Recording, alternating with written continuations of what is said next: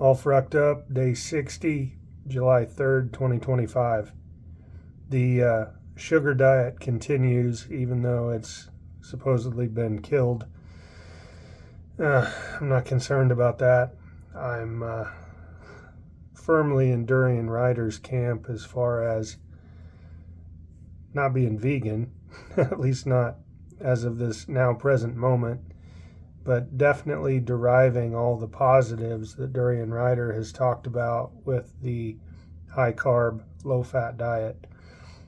I'm keeping dietary fat extremely low on, most days.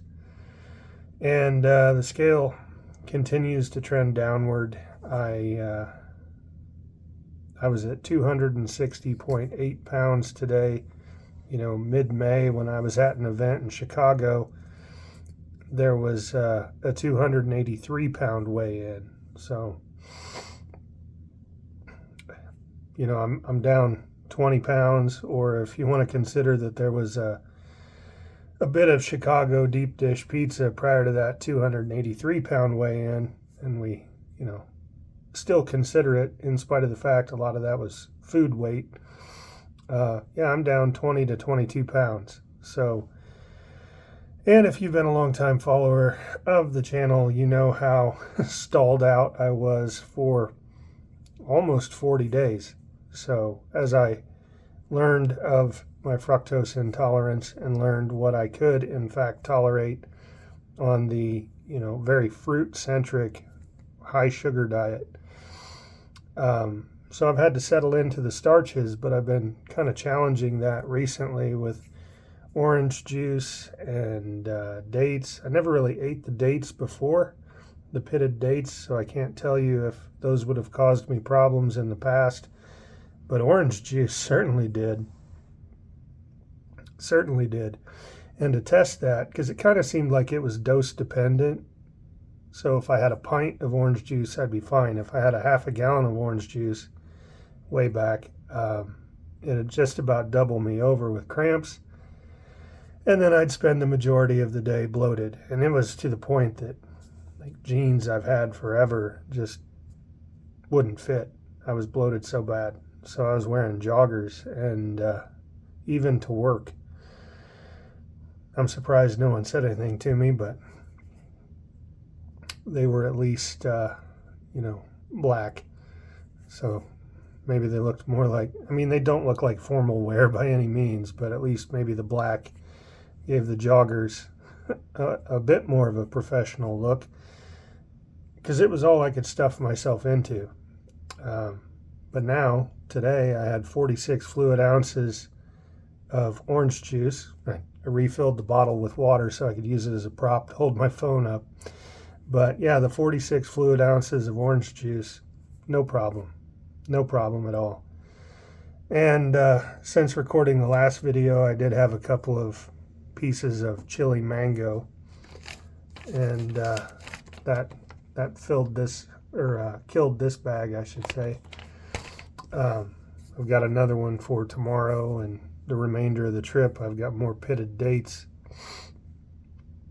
I still haven't run out of rice cakes, in part because I'm not super excited to eat them.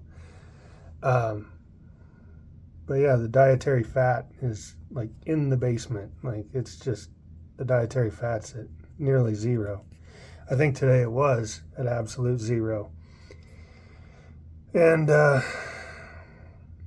know, coming from the community that I came from, the low carb, high fat community, ketogenic diet community, there's always that supposition that a high carb, low fat diet causes, extreme mood swings, and your energy is, I think Dr. Ted Naiman, who I have respect for, I have a lot of respect for that guy. He said it best when he was talking about the blood sugar insulin roller coaster. But where I diverge from that ideology or that approach is, I think the dietary fat in the bloodstream, those free fatty acids in the bloodstream, when you have carbohydrates, keep your blood sugar elevated for a prolonged period of time, a very protracted period of time. And I think your pancreas tends to over-secrete the insulin. So when the insulin finally does take effect, then, we have an extreme blood sugar dip. And that's when we get really hungry and we have the brain fog and the mood swings and so on. But on this, with a lack of dietary fat, like a determined focus to keep the dietary fat very low, I haven't had any energy crashes. I haven't had any mood swings. It's just very even mood. It wouldn't be an overstatement to say that I think it's made me a better, more tolerant, more patient, more benevolent human being on a high carb, low fat diet. That's just how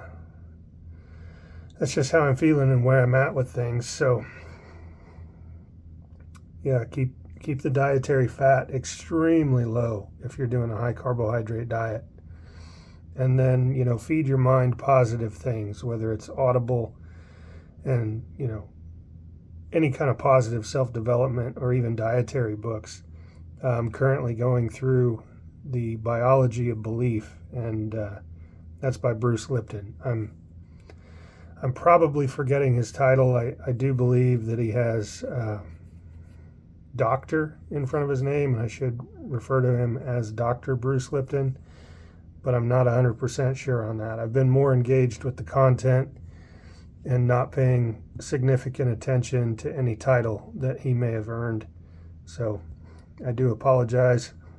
The likelihood of Bruce Lipton watching this is probably approaching zero, but I mean no disrespect if I'm leaving off the title of doctor. But yeah, I feel good. No cramps, no bloating, good energy. Mind's clear, focus is good. And yeah, I'm going to keep this video somewhat short because my only complaint with the hotel I'm staying in is the Wi-Fi is pretty slow. But I hope everyone enjoys their 4th of July.